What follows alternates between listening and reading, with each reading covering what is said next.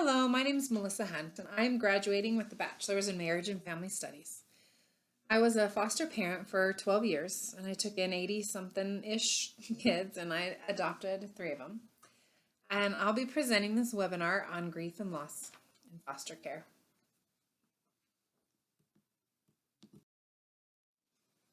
Grief is complicated and it saturates society. Terry Tempest Williams began her grief memoir, When Women Were Birds, with a story about her dying mother who said she would leave Williams all of her journals, 3 shelves of them, but only if Williams promised not to look at them until after she was gone. Williams waited for the first full moon after her mother's death to open them. And when she did, she discovered that every one of them was blank. She felt at that moment that she had lost her mother twice. Although the details of this story are particular to Williams' experience, the story is also emblematic of modern loss and grief. We think we know what to expect of mourning, but the intensity or the duration or the echo of previous losses is unexpected.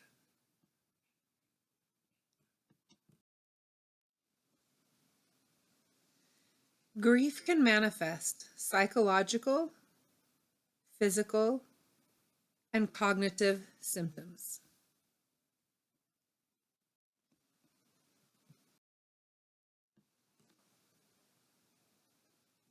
Some psychological feelings can include sadness, helplessness, yearning, anger, anxiety, self-blame, and guilt.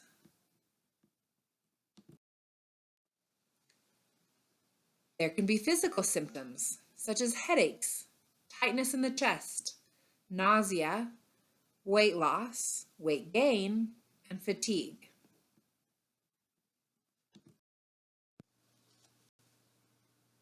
Cognitive issues could include confusion, lack of concentration, and preoccupation with memories.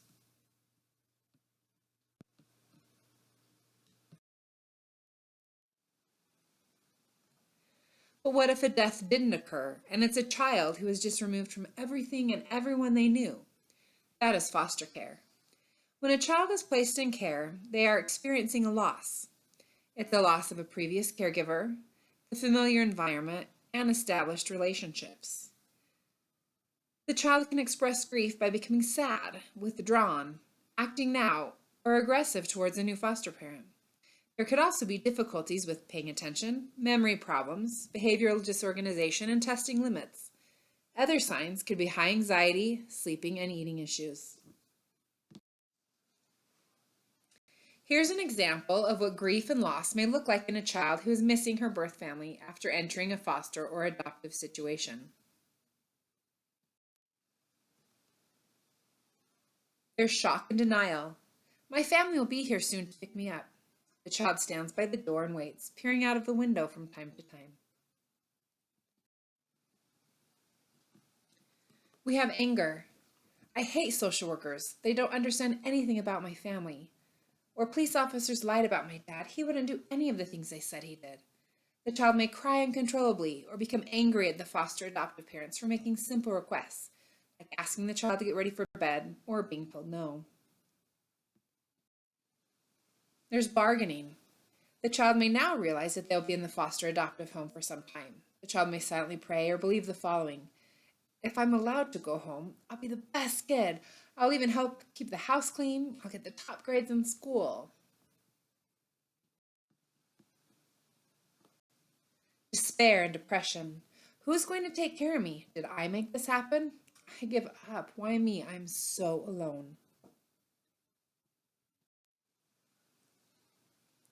Acceptance, understanding, and resolution. I'm here in this home, but I'm safe. This is not my fault.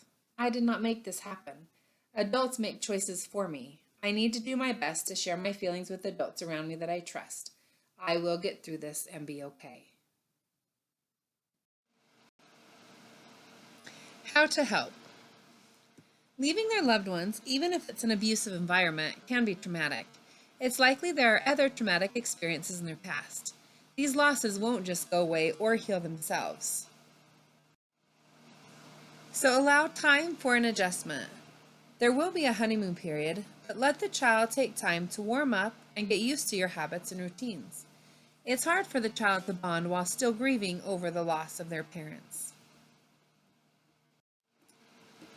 Provide stability. Moving placements is hard on children. Visitations with parents can be helpful, but parents are not always reliable, so you can be the stable force for the child. It can help the child if they see you on the same team as the birth parents. Engage with them and honor their relationship. Listen. Validate the child's grieving and open up communication. Watch for triggers and share experiences with professionals that can help them to heal. Now, what are triggers? A trigger is some aspect of a traumatic event that occurs in a completely different situation but reminds the child of the original event. If the child behaves in an unexpected way, maybe irrational or extreme, they may be experiencing a trigger. Some examples of triggers could be smells, sounds, feelings, places, even postures, emotions, or tones of voice. And depending on whether the child has a fight or flight response, the child may appear to be throwing a tantrum, willfully not listening, or defying you. However, responses to triggers are best thought of as reflexes. They are not deliberate or planned. When children's bodies and brains are overwhelmed by a traumatic memory, they are not able to consider the consequences of their behavior or its effect on others. I found some research that looked into ambiguous loss. In the early 1970s, Pauline Boss came up with a theory of ambiguous loss. Ambiguous loss is when there is no closure or understanding. There is no tangible loss, and it's not death-related.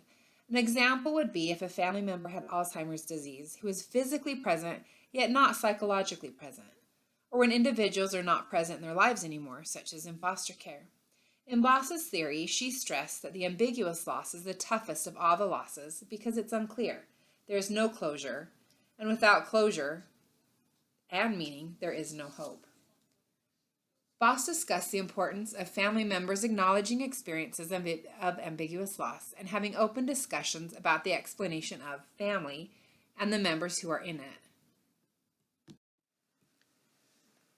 She states, by telling their story to someone who will listen and help make sense of it, families receive the validation they need to move forward with the grieving process.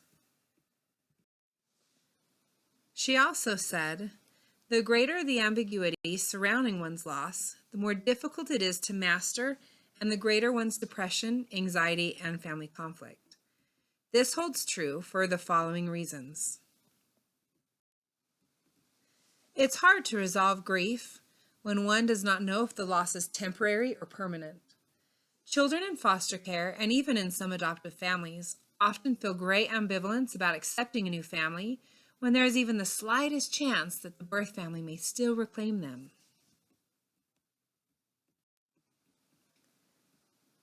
Uncertainty about losses prevents children from easily reorganizing roles and relationships in their family. Children who served as younger siblings' caregiver in the birth family, for instance, can find it exceedingly hard to relinquish that role in a new family. In fact, separation from the birth family may make a child even more determined to fulfill the task of caring for her siblings. Clear symbolic rituals do not mark foster care and adoption losses.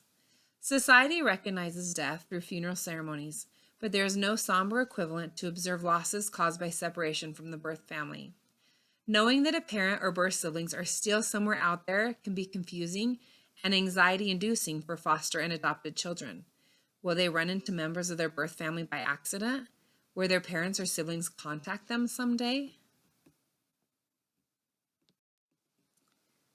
The lost relationship is not socially acknowledged or is hidden from others. For adoptive families and their relatives and friends, an adoption is cause for celebration. Children who are adopted, however, may feel confused or guilty about expressing happiness over being legally disconnected from their birth family. Extended family members and members of the community may not fully appreciate that adoption is directly tied to losing one's birth family. Others negatively perceive the circumstances that led to the loss. When children are removed from families in which they're neglected or abused and placed with foster or adoptive families, many believe that the children are being rescued. Children, however, even when parents mistreat them, often feel a fierce loyalty to their birth families. After all, life with the birth family may be all they know. It is familiar. Social workers and foster adoptive parents who believe children should be grateful for being placed in better functioning families need to understand how very differently children in foster care may view their situation. According to clinical researchers, ambiguous loss leads people to think, feel, and act in very predictable ways. There's frozen, unresolved grief, including outrage and inability to move on, confusion, distress, and ambivalence, uncertainty leading to immobilization, blocked coping processes, experience of helplessness and therefore depression, anxiety, and relationship conflicts, response with absolutes, namely a denial of change or loss, a denial of facts, rigidity of family roles, maintaining that the lost person will return as before, and outrage at the lost person being excluded. There's a confusion in boundaries and roles. Example, who the parent figures are.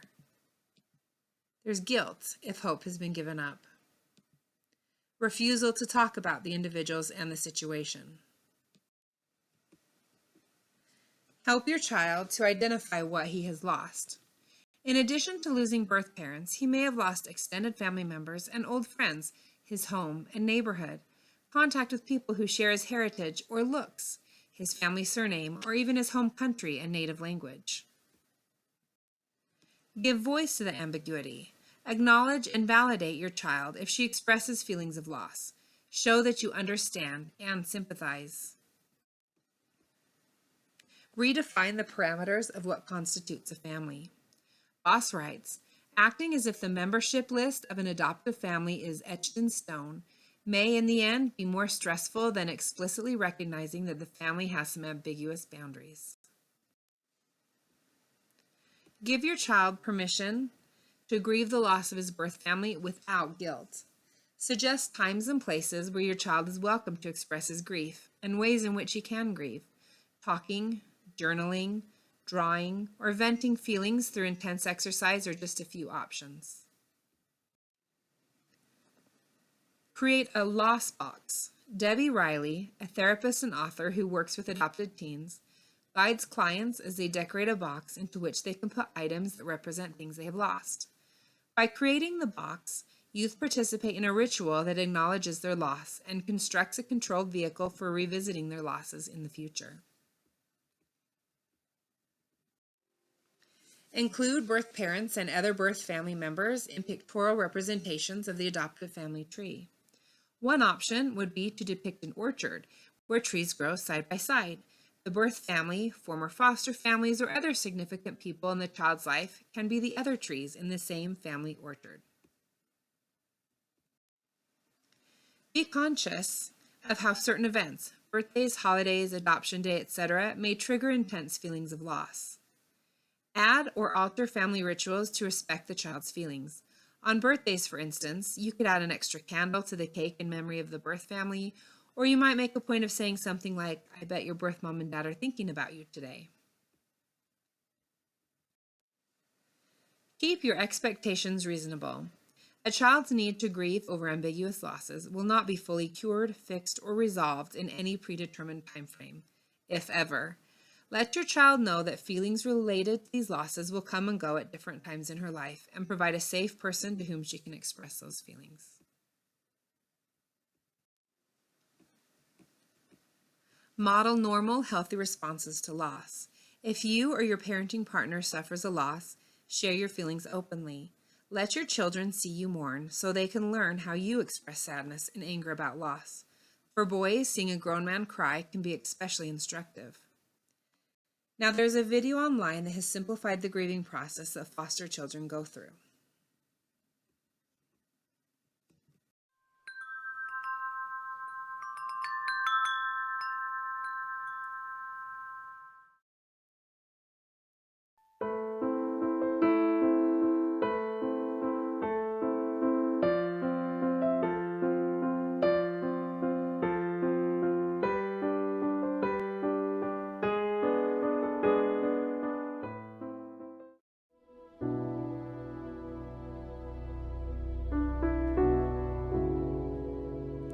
Grief is the result of a loss that holds substantial meaning. Any number of loss situations can cause a grief experience, which may be short-lived or last an undetermined amount of time. Unacknowledged grief from an experience of loss can be debilitating and cause ripple effects long into the future. Potent emotional turmoil due to grief can lead to many issues, such as illness due to a compromised immune system, emotional problems such as depression or withdrawal from other people, and further losses such as relationships and opportunities. When helping a child through an experience of loss, the first task is to assist with acceptance of the reality of the loss. To a child, removal from their family or a severed relationship for a long period of time can be too much to understand. It will take time to go through the process of accepting the new environment they find themselves in. Before this acceptance settles in, typically a child will exhibit searching behavior. They may watch the street for a parent's car, wait for a phone call, or convince themselves that a parent will pick them up from school. They may expect to be returning to mom or dad at any moment and not understand the reasons why they can't go home. They may think that if they act out, they will be sent home. Children and adults alike will often engage in denial of the facts of a loss. Denial represents the first stage of the natural grieving process. There are 5 commonly acknowledged stages of grief: denial, anger, bargaining, depression, and finally acceptance. Someone who is grieving tends to cycle through these stages many times until the process is complete. Part of accepting the reality of a loss is to realize that returning to the previous state before the loss took place is impossible. Grief manifests emotionally, behaviorally, and physically. It is necessary to acknowledge and work through the feelings of grief. Not to do so may result in increased behavioral or emotional challenges. Grieving may look like anger, sadness, irritability, withdrawal from relationships, confusion, distractibility, despondency, self-harming behaviors, or even excitability, among many other things. The journey through the grieving process is assisted through ongoing conversations and openly expressing feelings. Open, honest acknowledgement of the mourner's feelings and reassurance that this is a normal process is very comforting. As a caregiver, engaging in open conversation about the grief process facilitates ongoing monitoring of a child's progress and allows you to alert the child's worker about any concerning behaviors. Other means of assisting through the grieving process includes creating activities to express the feelings we can't find words for, vigorous and leisurely physical activity, a healthy diet, and of course plenty of rest. Giving way to grief is often stigmatized as unhealthy, demoralizing, depressing, and self-indulgent. Those individuals who are constantly distracted from their feelings or who avoid their experience of grief may show signs of ongoing behavioral or emotional problems. Whatever the circumstances of any major loss, feelings of yearning are likely to recur throughout life during important occasions or when there are significant reminders of a loss. Although sometimes alarming and frustrating, these times of recycling grief emotions can be ideal for assisting children and adults who have not fully processed their grief to revisit the fullness of the loss and better understand what has happened to them. For those who have experienced a profound loss in their lives, the process of grieving assists them in identifying a way to reflect on their loss appropriately in order to go on living effectively in the world. Grieving ends when the mourner no longer has the need to replay the memory of the instance of loss. When the intense need to keep company with the hurtful event is stopped, then healing is underway. With your support, those who grieve know they have a safe place to express their pain. You don't have to do anything really. Just listen, ask some questions to show your interest, offer comfort, and be someone they can trust to safely witness their pain and sadness.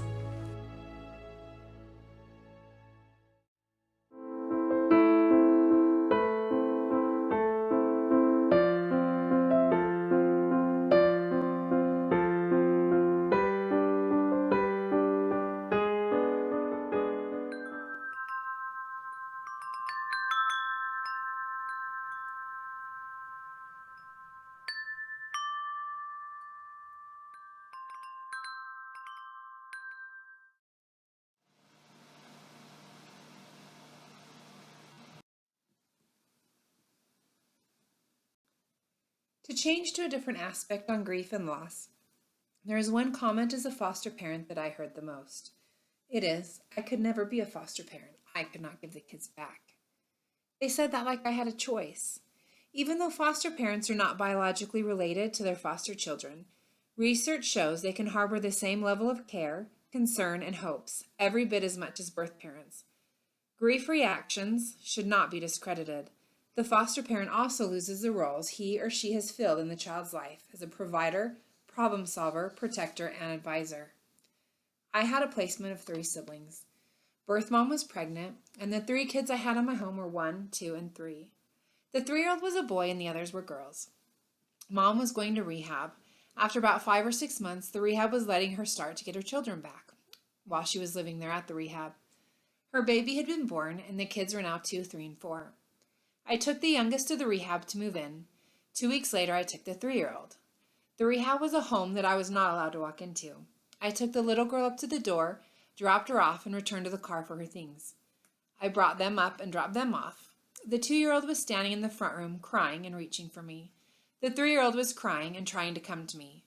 I was not allowed in the house, so I couldn't comfort them, and their birth mom just sat down in a chair and folded her arms. I just had to tell those girls I love them and turn around and walk away. I sat in my car and I bawled. That is definitely one of the hardest things I have had to do. I still had to go home and take care of the brother for another 4 months. The rehab thought 4 kids would be too many to manage, so the poor little sweetheart had to stay at my house and just have weekly visits while his sisters got to live with their mom. It was heartbreaking. I made my husband drop him off when she was out of rehab because I just couldn't handle it. She didn't even say thank you. A year or 2 later, I had some of my kids at the dollar store and we ran into her and the kids. My heart started pounding and I was stalking her through the store trying to figure out if I should talk to her and what I should say. I finally did, and we uncomfortably talked for just a minute. The boy asked who we were, and the mom said that he lived with us for a little while. I was so hurt. I had worked really hard on a scrapbook for him. That's almost a year of his life that's now forgotten. They left the store, and my family just stood in the window of the store, staring out at them. Then one of my daughters, about 8 at the time, she got so angry at that mom for not holding on to the littlest one's hand in the parking lot. She was really kind of judging her parental decisions, and we all just went home with mixed emotions.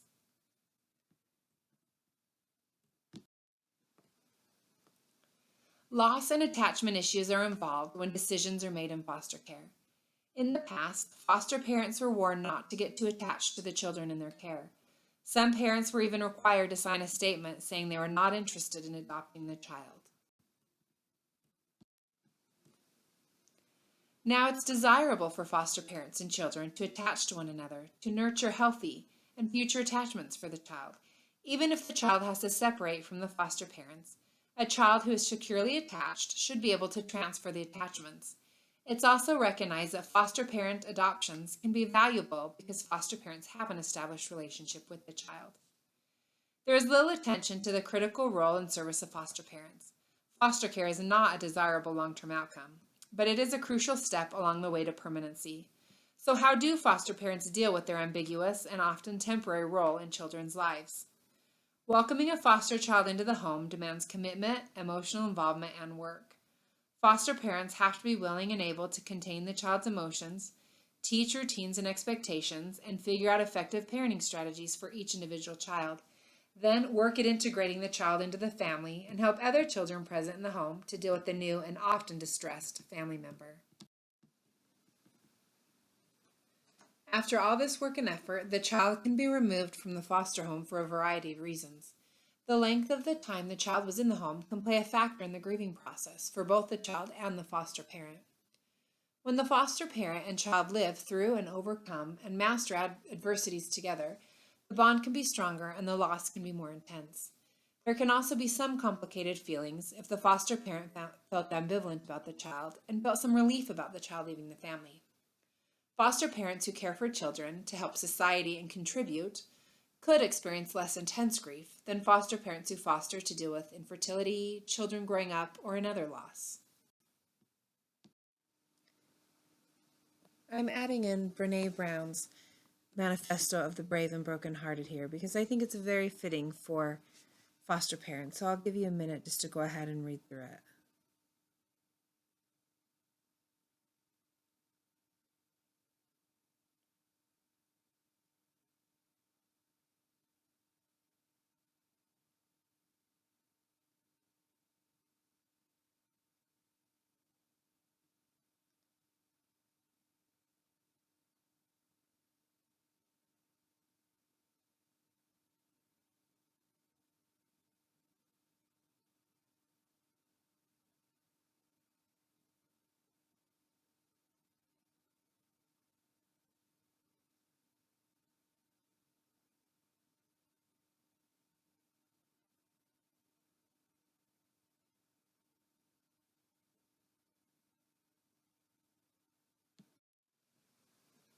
Five stages of grief. You don't have to go through each stage in order to heal. People often think of the stages as lasting weeks or months. They forget that the stages are responses to feelings that can last for minutes or hours as we flip in and out of one and then another. We do not enter and leave each individual stage in a linear fashion. We may feel one and then another and back again to the first one.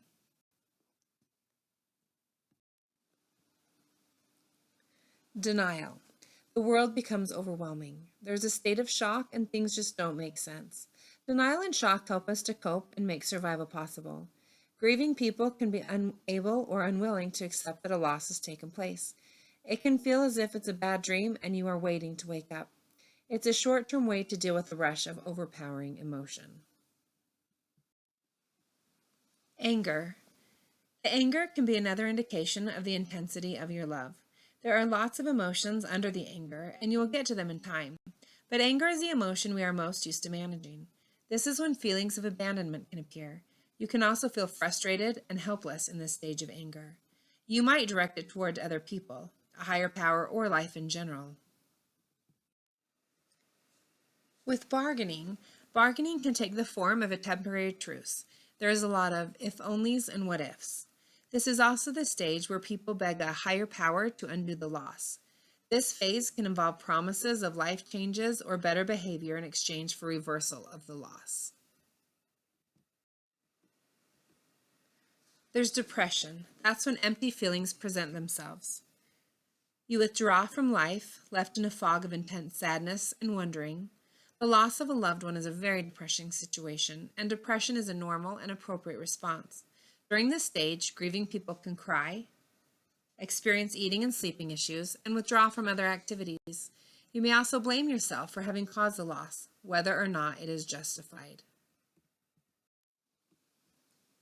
Now, acceptance. Acceptance is often confused with the concept of being all right or okay with what's happened, but that's not the case.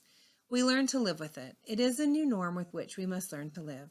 Instead of denying our feelings, we listen to our needs. We move, we change, we grow, and we evolve. We may start to reach out to others and become involved in their lives. We invest in our friendships and in our relationship with ourselves. We begin to live again, but we cannot do so until we have given grief its time. We are able to re-engage in our daily lives.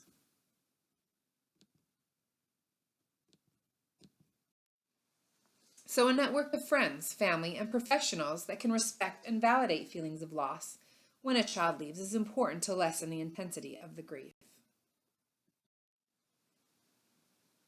Don't make big decisions like dropping out of foster care or taking on a new child too quickly while you're going through a period of loss and grief. The move of a foster child could be an emotional time for foster parents, but it could also be an opportunity for growth and change. Foster parents can use these feelings to empathize with birth parents, and they might emerge with a new zest for foster parenting.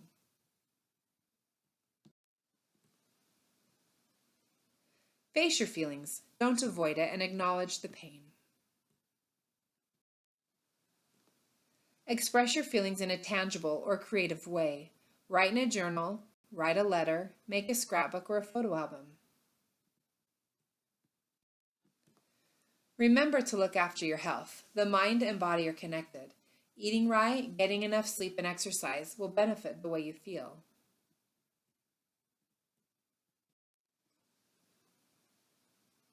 I was reading through my social media yesterday and I came across a post on Facebook on humans of foster care. It was written by Casey Roseanne Brohard, and I thought it really fits. She said, 9 weeks ago, I said goodbye to the rightful owner of this sippy cup. It fell out of a box with his belongings neatly folded inside in the trunk of my car, somewhere between our home and the home I would drop him and his little brother off at that night. The place they would call home for the next short part of their lives. Several days later, I saw the cup, but didn't have the heart to move it. So I closed the trunk and left it there in the dark, along with the piece of my heart.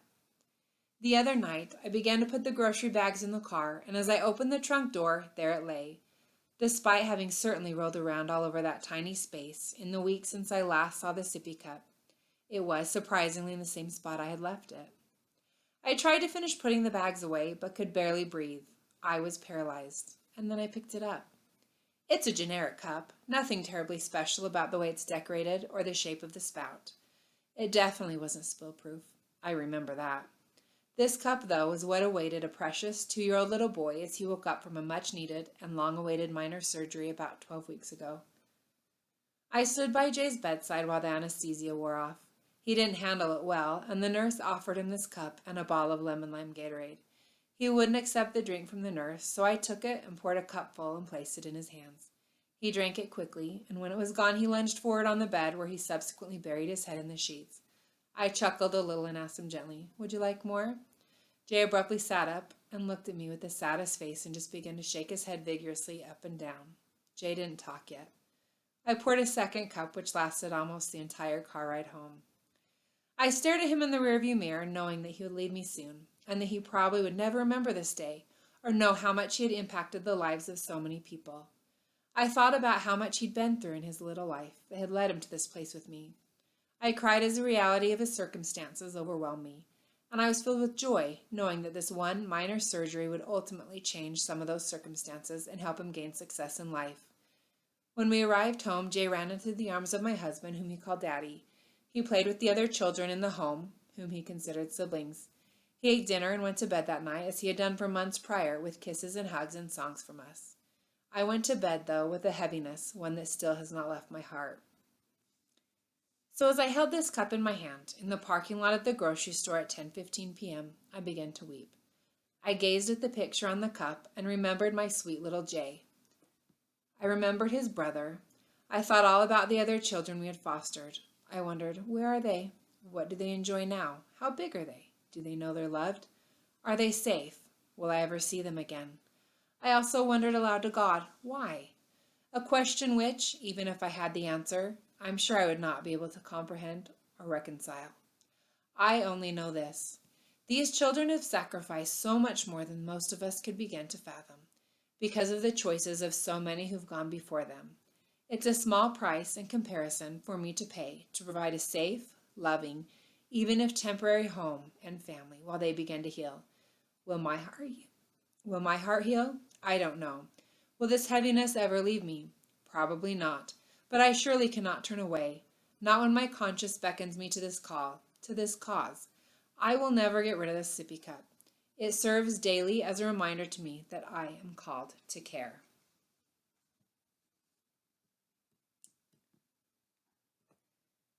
And in closing, I have a video about how to breathe deep for relaxation and to reduce stress and anxiety, because there is hope. And sustaining hope in the face of overwhelming odds can enable us to carry on in our best efforts. Deep breathing is a simple exercise that involves consciously slowing and deepening your breathing. Research has demonstrated many health benefits of deep breathing. In this guide, we will focus on its use for stress management and relaxation. After some brief instructions, we'll help guide you in practicing the skill.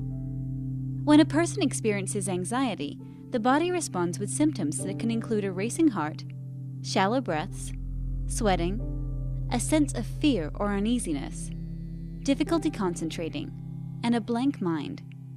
These symptoms can range from being slightly uncomfortable to being totally debilitating. Deep breathing is used to initiate the body's relaxation response. Relaxation is characterized by slower breathing, lower blood pressure, and a feeling of calm. Deep breathing can be used in the moment when you're experiencing a stressful situation, but it's also beneficial to practice when you already feel calm.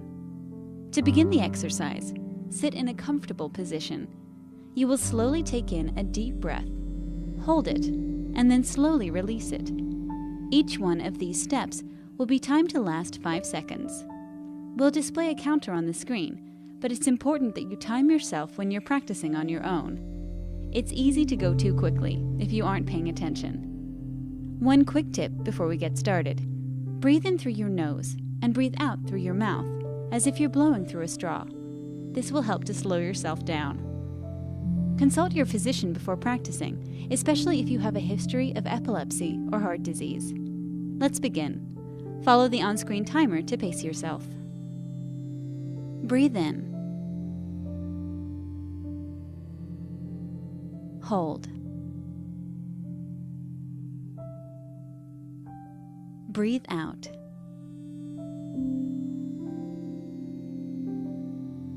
Breathe in. Hold. Breathe out.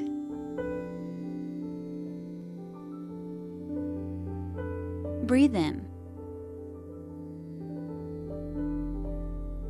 Hold. Breathe out.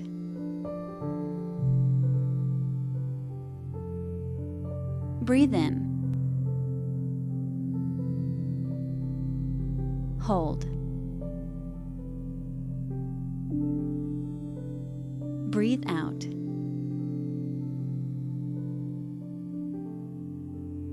Breathe in. Hold. Breathe out.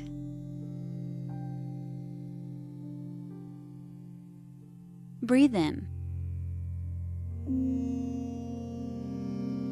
Hold. Breathe out.